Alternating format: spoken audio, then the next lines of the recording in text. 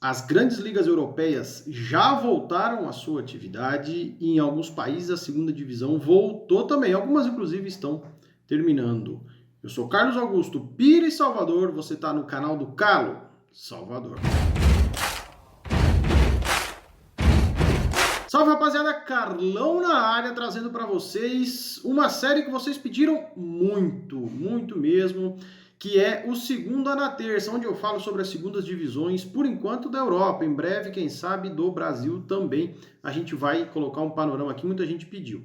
Turma, hoje, vestindo a camisa do Brasil de Pelotas, o maior time do Rio Grande do Sul, quem discorda é clubista. A gente vai falar das 5, 6 principais ligas europeias na segunda divisão, sem falar de primeira, sem nada. Então, se você gosta desse tipo de vídeo, incentiva, dá moral, deixa o like, comenta aqui algum tema relacionado à segunda divisão, se inscreve no canal e compartilha o vídeo para a turma toda conhecer um pouquinho mais do nosso trabalho. Seguinte, temos alguns cenários com relação às segundas divisões na Europa. Na França, por exemplo, prematuramente, a segunda divisão foi encerrada assim como foi encerrada a primeira, né? Lá em março, assim como quando estourou toda essa situação do vírus, logo a Liga Francesa, a Ligue 1 e a Ligue 2, né, que é a Ligue 2, conversaram, entraram num acordo e encerraram prematuramente, até porque as ligas europeias já voltaram. A temporada se encerrou com 28 jogos, faltavam 10 jogos para terminar a liga. E aí, por incrível que pareça, promovidos Lorient e Ulan. E aí eu não consegui pegar a confirmação se o Lorient foi declarado campeão. Pelo que eu entendi, não houve rebaixamento. Então, na próxima edição, com certeza, devemos ter aí 22 clubes, a não ser que não caiam os dois da primeira. O Ulan volta depois de um bom tempo, se não me engano, 6, 7 anos na segunda, e o Lorient volta depois de 2 anos. Em Portugal, a situação também é semelhante à situação francesa. A liga foi interrompida, o anúncio oficial foi feito no dia 5 de maio, tá? Em que foram promovidos com 24 rodadas, 10 rodadas antes de terminar o campeonato, o Nacional da Ilha da Madeira e o Farense. Não é Feirense, é Farense, o time português. E lá na Liga Portuguesa, sim, foi declarado oficialmente que não há um campeão, e sim apenas os dois promovidos. E diferente da França, em Portugal foram rebaixados para a terceira divisão futebol semi-amador o Cova da Piedade e o Casa Pia. Se tiver algum português vendo, me confirma se é Casa Pia ou se é Casa Pia com acento. Essas são as duas ligas que já acabaram.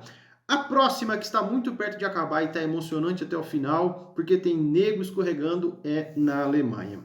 A temporada começou com vários times que foram anos e anos concorrentes diretos na Bundesliga. Eu vou citar aqui rapidamente: Nuremberg, Hannover, Stuttgart e Hamburgo, que me lembra de cabeça. Ou seja, 4 grandes para a segunda divisão estavam na disputa por 3 vagas, 2 diretas e uma de playoff. O Hamburgo até começou bem, mas começou a escorregar e já eu falo dele. O campeão foi declarado esse final de semana, foi jogada a 33ª rodada.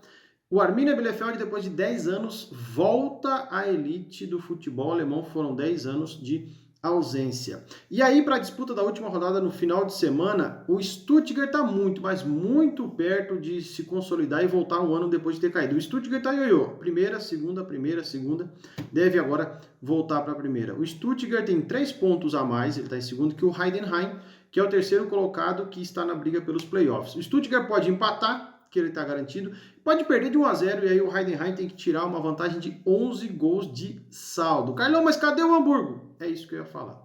O Hamburgo vai se tornar, ou tem se tornado, um time de segunda divisão. É a segunda temporada consecutiva para alguém que nunca tinha caído.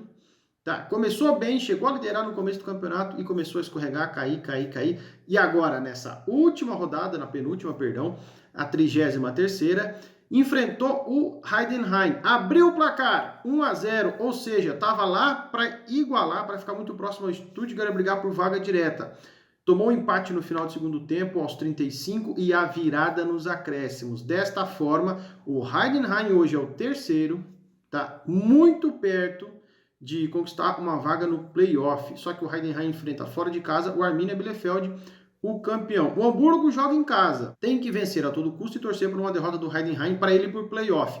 Não tem mais como o Hamburgo subir de forma direta. Lá na zona de rebaixamento, Werren, que recém subiu, e o Dinamo Dresden, que é um tal de sobe e cai, praticamente já rebaixados. Eles têm diferença de 3 pontos para o primeiro time do playoff. Se eu não me engano, me fugiu agora, não está na anotação aqui, eu acho que é o Nuremberg. Se não for o Nuremberg, é outro time, só confundi. Só que o saldo de gols é muito grande, então provavelmente Werren e Dinamo Dresden devem jogar a terceirona. E só um detalhe aqui, rapidinho, sobre o Heidenheim, é o mesmo treinador nos últimos 7 anos. Tinha uma série no Netflix chamada Trainer, que é treinador em alemão, contando a história do Heidenheim.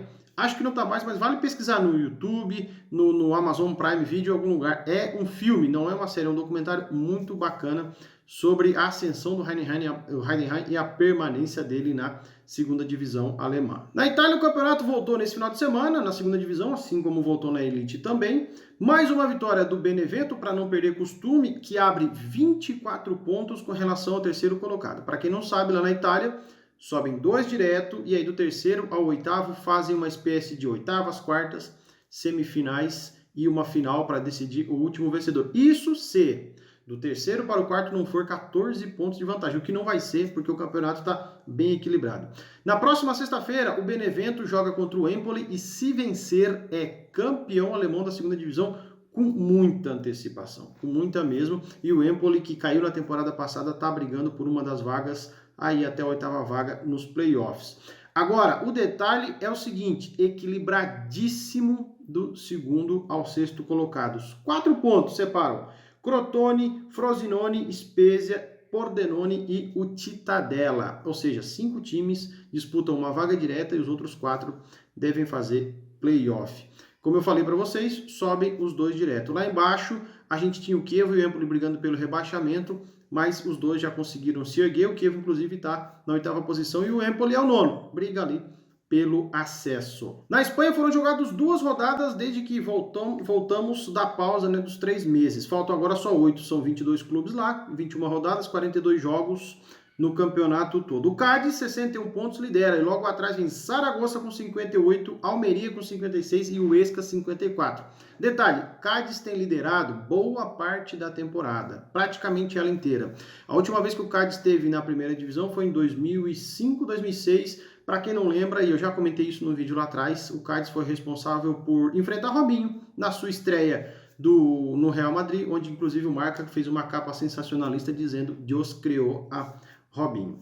E aí, sobre Zaragoza e Almeria, detalhe interessante, os dois se enfrentaram nesse final de semana. Zaragoza tinha 58 pontos, jogava em casa, Almeria 53, jogava fora. Se o Zaragoza ganha, ia a 61, deixava o Almeria com 53, 8 pontos e uma folga muito grande, só que aí perdeu e aí o Almeria encostou. O Huesca caiu na temporada passada, vem na batida, vem brigando e está aí disputando vaga direta. A gente não comentava antes da aposta sobre o Elche, e aí o Elche começou a fazer boa campanha lá de janeiro para cá, já é o 5º colocado, daqui 1, 2 vitórias começa a pensar em sonhar em acesso direto. Um outro detalhe interessante é que o Deportivo, que por muitas e muitas rodadas, principalmente lá no primeiro semestre, nós falávamos que era lanterna, que podia cair, está fora da zona de rebaixamento, é o 17º colocado, porém só está a 1 ponto do Lugo, que é o 19º e abre o Z4 no Espanhol. O lanterna do Espanhol é o tradicionalíssimo Racing Santander, que provavelmente deve cair com antecipação.